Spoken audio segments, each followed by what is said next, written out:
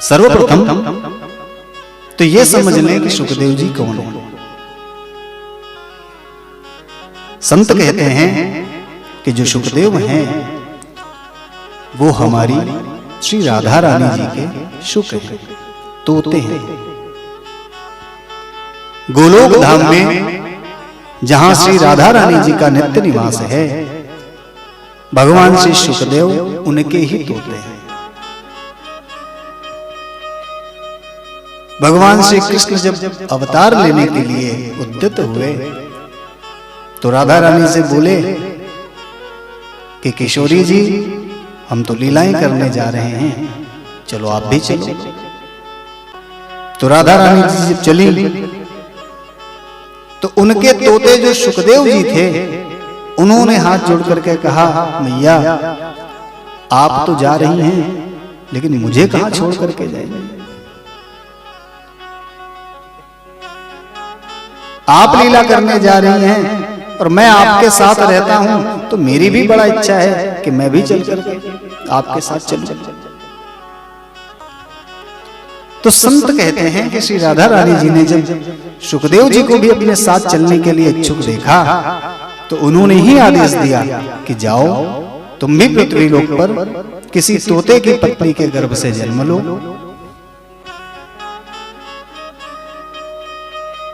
श्री राधा रानी जी के ऐसे वचनों को सुनकर के सुखदेव जी अमरनाथ क्षेत्र में एक तोते का जोड़ा रहता था, उसकी पत्नी के गर्भ से उन्होंने जन्म लिया।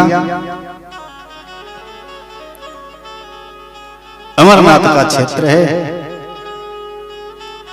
सुंदर एक गुफा है और उसी गुफा में उस तोते के जोड़े ने वहीं पर अपना घोंसला बनाया हुआ है। उसी में सुखदेव जी का अंडे के रूप में जन्म होता है। एक दिन बहुत तेज बर्फीली हवाएं चलती हैं और वो अंडा घोंसले से गिर करके उसी गुफा के तलहट पर गिर जाता है और गिर करके वो टूट जाता है और उसका जो प्राणी है, उसके अंदर जो जीव है, वो मरणासन अवस्था को प्राप्त हो जाता है। इधर क्या हुआ,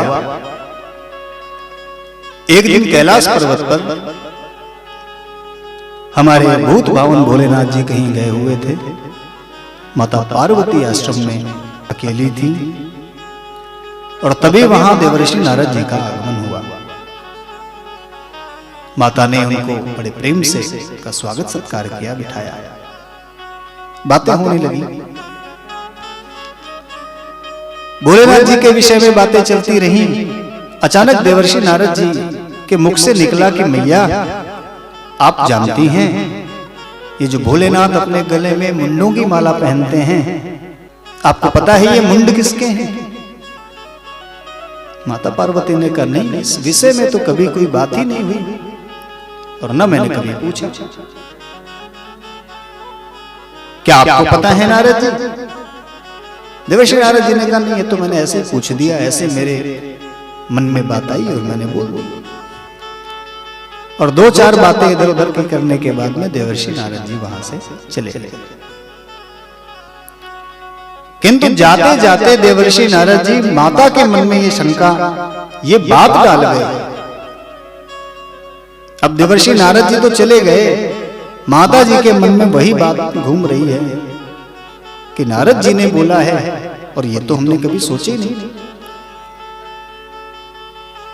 इतने युग बीत गए भोलेनाथ जी के साथ, पर मेरे मन में कभी ये आए नहीं कि मैं जानने की चेष्टा करूं कि महाराज जो आप मुंडों की माला धारण करते हो, ये मुंड हैं किसके? मन में विचार करती हैं कि अब मैं भोलेनाथ से स्वयं पूछूंगी। कुछ समय बाद भोलेनाथ जी का आगमन हुआ। माता सती उनके पास आई और आकर के उनकी बातचीत प्रारंभ हुई और बातों बातों में माता सती ने पूछ लिया, भोलेनाथ एक बात पूछनी थी। उन्होंने कहा, हाँ देवी पूछो। बोले, स्वामी आप जो ये मुंडों की माला धारण करते हो,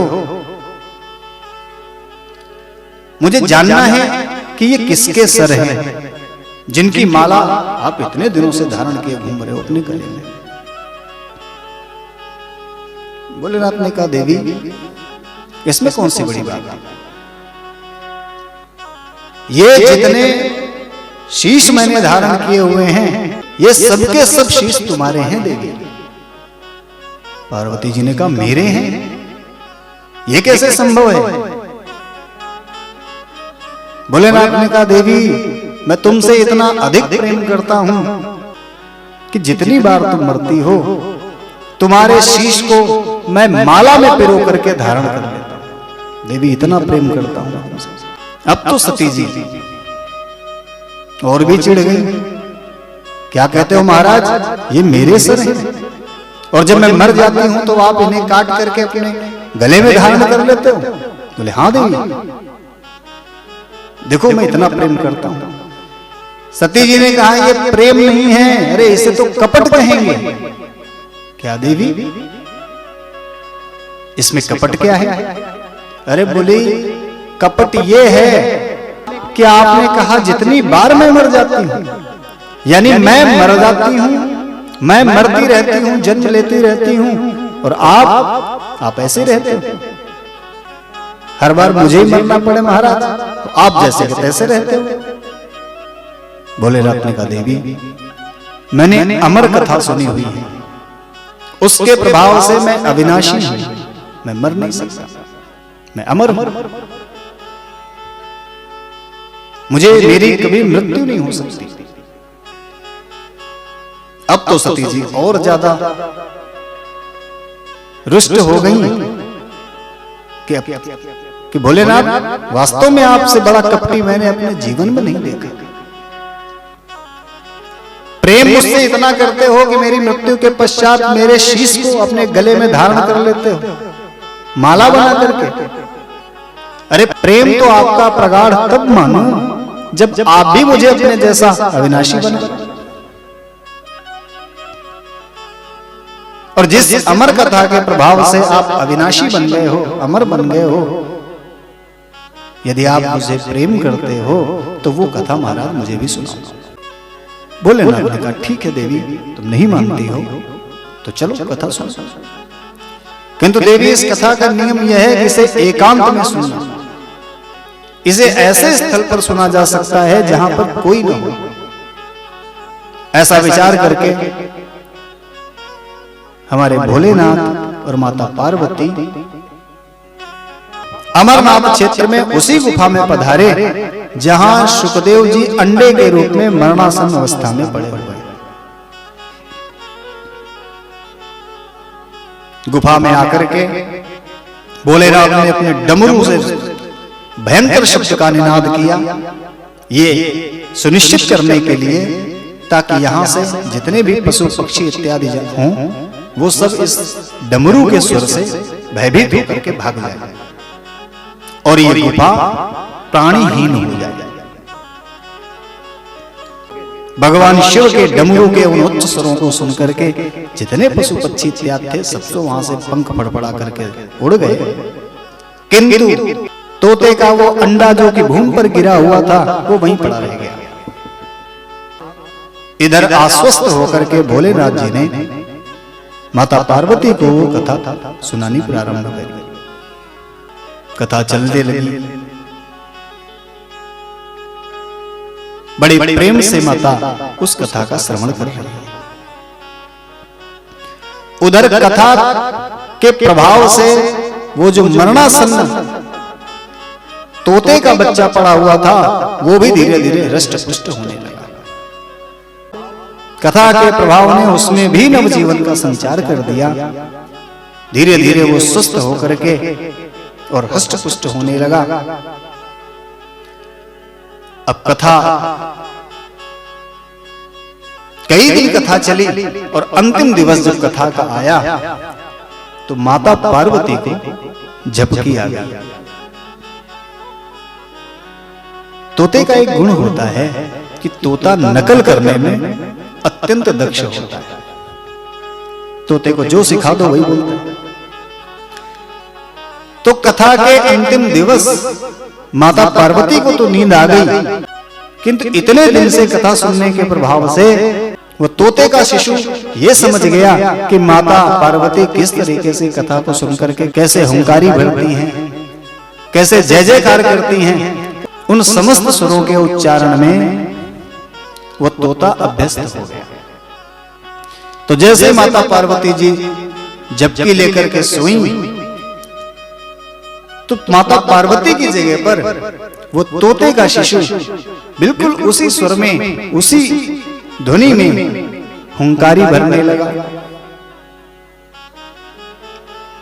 जहां बीच बीच में माता पार्वती जय जय जयकार करती थी, वहां तोता भी उसी तरीके से जय जयकार करने लगा।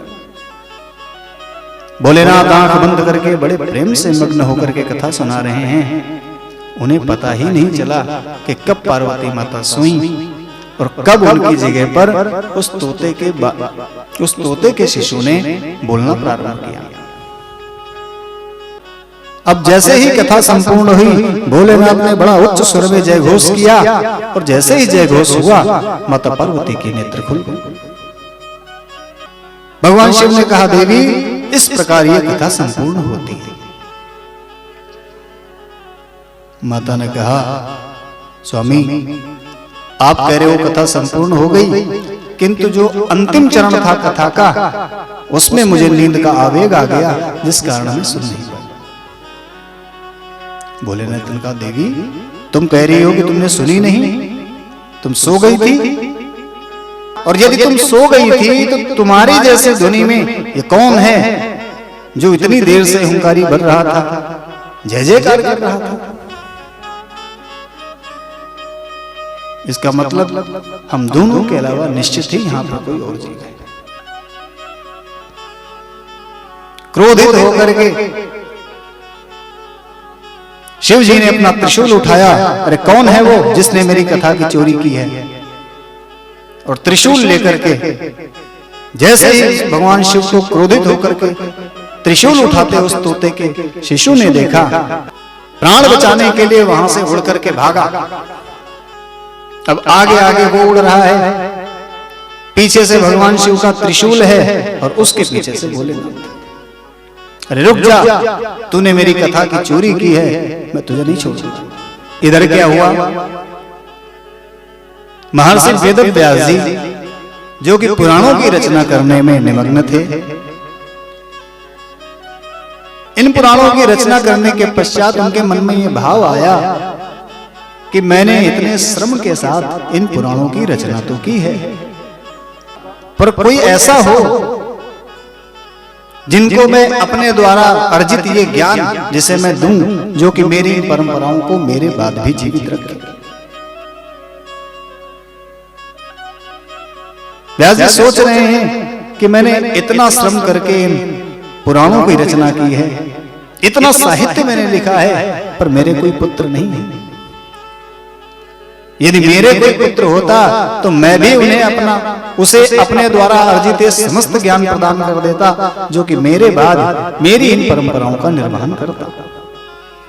किंतु मेरे तो कोई पुत्र है ही नहीं। तो सम्यक्प्रास आश्रम में जहां वेदव्यास जी अपनी पत्नी के साथ निवास करते हैं, एक दिन प्रातः काल सूर्य को जल देते समय उनकी पत्नी को उबासी आ गई और उसी समय वो उड़ता हुआ तोता, वो प्राण बचा करके उड़ता हुआ तोता उनके खुले हुए मुख से प्रवेश करके उनके गर्भ में जाके छुप गया।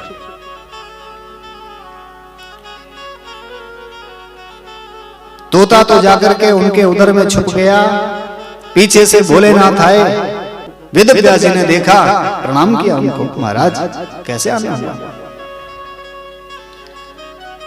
भोलेनाथ ने कहा, व्यास जी क्या आपने इधर किसी चोर को आते हुए देखा है? वेदव्यास जी ने कहा, महाराज आपका किसने क्या चुरा लिया? भोलेनाथ ने कहा, नहीं, एक तोते का बच्चा मेरी कथा की चोरी करके भागा है और मैं उसे पकड़ करके उसे दंडित करूंगा और उसको मृत्यु दंड दूंगा। व्यास जी ने कहा, महाराज कौन सी कथा चुरा के भागा है? तो भोलेनाथ ने कहा, व्यास जी अमर कथा, उसने चोरी से हमारी अमर कथा सुन ली है। व्यास जी ने कहा महाराज क्या बात कर रहे हैं? एक तरफ आप कह रहे हो कि आप उस चोर को पकड़ करके मृत्यु दंड दोगे, और एक तरफ आप कह रहे हो कि उसने अमर कथा सुन ली। अरे महाराज यदि उसने अमर कथा सुन ली है तो फिर तो वो भी अमर हो गया, और जब वो अमर हो गया है तो आप उसे मारोगे कैसे? भोलेनाथ को समझ में आया, अरे हाँ व्यास जी कह तो आप ठीक है। और इस प्रकार भोलेनाथ जी वहां से वापस हो गए, किंतु तोते का वो शिशु व्यास जी की पत्नी के गर्भ में 12 वर्षों तक वहीं पर उसने विश्राम किया। तो इस प्रकार वो शिशु व्यास जी की पत्नी के गर्भ में ही स्थापित हो गया। व्यास जी तो अनंत ज्ञान संपन्न हैं, उन्हें पता चल गया। उन्होंने ईश्वर की इच्छा समझ करके उस गर्भस्थ तोते के शिशु को ही अपना पुत्र समझ लिया, उसे ही अपना पुत्र मान लिया। दिन बीतने लगे, किंतु समस्या यह हुई कि 1 साल बीता, 2 साल बीता, 5 साल बीता, 10 साल बीत गए। वो शिशु गर्भ से बाहर आने के लिए तैयार ही नहीं। 12 वर्ष व्यतीत हो जाने के बाद व्यास जी ने एक दिन स्वयं उस गर्भस्थ शिशु को पुकारा, अरे पुत्र बाहर आ जाओ, बहुत दिन हो गए। कोई इतना अपने मां के गर्भ में निवास करता है क्या?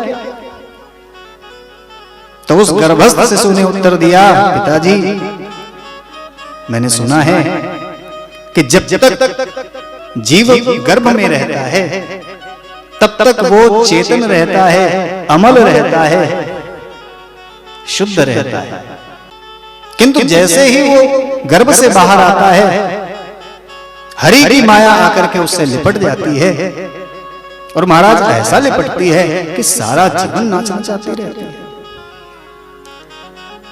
और जब मुझे पता है कि मैं जब तक गर्भ में हूं सुरक्षित हूं उस माया से, तो मैं बाहर आकर के क्या करूं?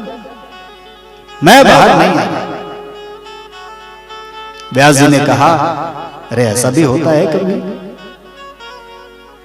कोई सदा के लिए गर्भ में नहीं रह सकता है, कभी न कभी तो तुमको बाहर आना पड़ेगा। इतना समय हो गया है, अरे अपने मां के कष्टों को देख करके थोड़ा विचार करो। बहुत समझाने बुझाने पर उस गर्भस्थ शिशु ने कहा, मैं एक ही शर्त पर बाहर आने के लिए तैयार हूं। क्या? और वो शर्त ये है कि स्वयं साक्षात श्री हरि यदि आकर के मुझे आश्वासन दे दें कि उनकी माया का मुझ पर कभी कोई प्रभाव नहीं पड़ेगा, तभी मैं गर्भ के बाहर आऊंगा। व्यास जी ने ईश्वर की प्रार्थना की। व्यास जी तो इतने सिद्ध संत हैं, अंत में स्वयं श्री हरि को आकर के उस गर्भस्थ शिशु को आश्वासन देना पड़ा कि पुत्र सानंद बाहर आओ, मेरी माया कभी भी तुम पर अपना कोई प्रभाव नहीं डाल पाएगी। तब जाकर के इन शुकदेव जी का जन्म हुआ। जैसे ही जन्म हुआ अपनी नाल को कंधे पर डाला और सीधे माता पिता की ओर देखा तक नहीं, और सीधे सन्यास लेकर के वन की ओर जाने लगे। जन्म लेते ही सन्यास लेकर के वन को जाते अपने पुत्र को देख करके व्यास जी का मन बड़ा खिन्न हुआ।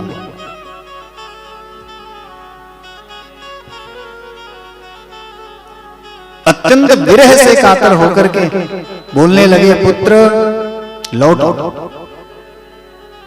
अरे जिस पुत्र की आशा से वो इतने वर्षों से प्रतीक्षा कर रहे थे, वो पुत्र उसका जन्म हो गया, और जन्म होते ही ना उसने माता की ओर देखा ना पिता की ओर देखा, सीधे वन की ओर जा रहा है। तो अपने पुत्र को वन जाते हुए देख करके व्यास जी अत्यंत विरह में कातर होकर के बोल उठे, अरे लौट आओ पुत्र, लौट आओ।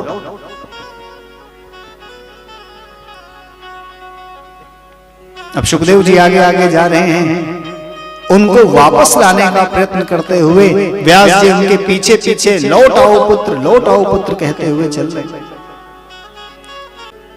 किंतु सुखदेव जी कुछ न कुछ सुन रहे हैं, न कोई प्रत्युत्तर दे रहे हैं, न मुड़कर देख रहे हैं, सीधा अपने मार्ग पर चलते चले जा रहे हैं।